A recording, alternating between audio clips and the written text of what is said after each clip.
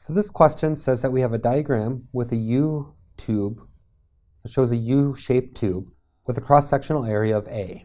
That means that this area right there is A. Same thing over here, it's A. It's partially filled with oil of density rho.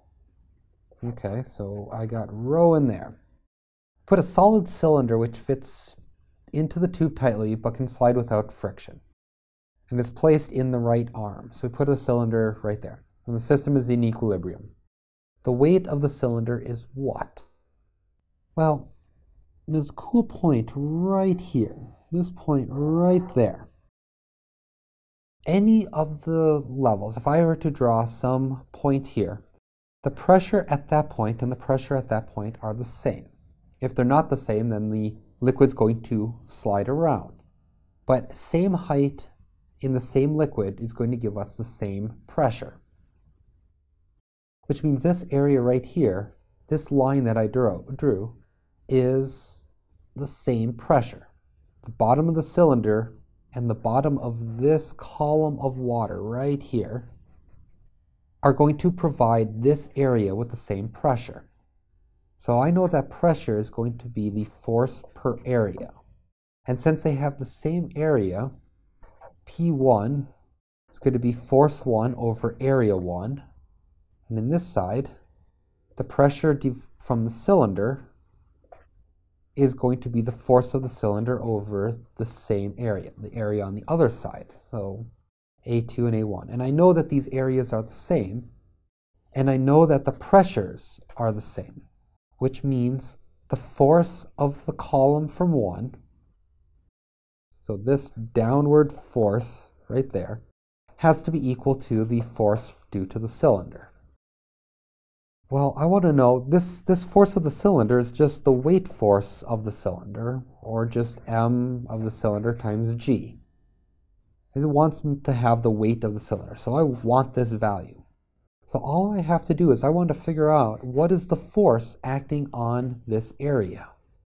Well, it's not too hard to do because I know that the mass of an object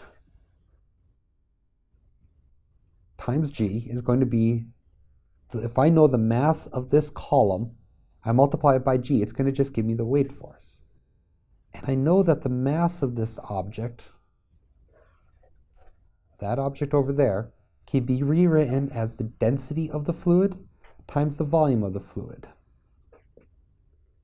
times g. Which, if I rewrite this, is going to be equal to the density of the fluid, and the area that I get, or the volume that I get, is the area, the cross-sectional area, times the height, right? I'm just looking at this little cylinder right there. It's got an area and some height L. So its total volume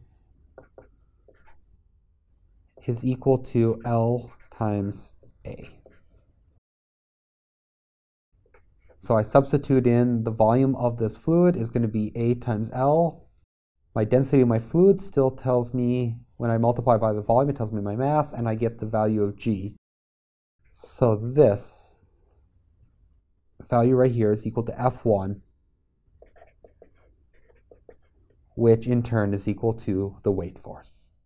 So when I look at this, I need the density of the fluid, the area of that column, the length of that column, and G.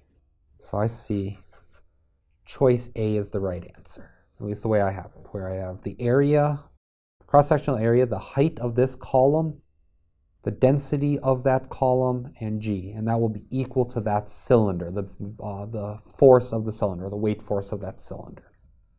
So this is a pretty common way of solving these problems where you have this constant pressure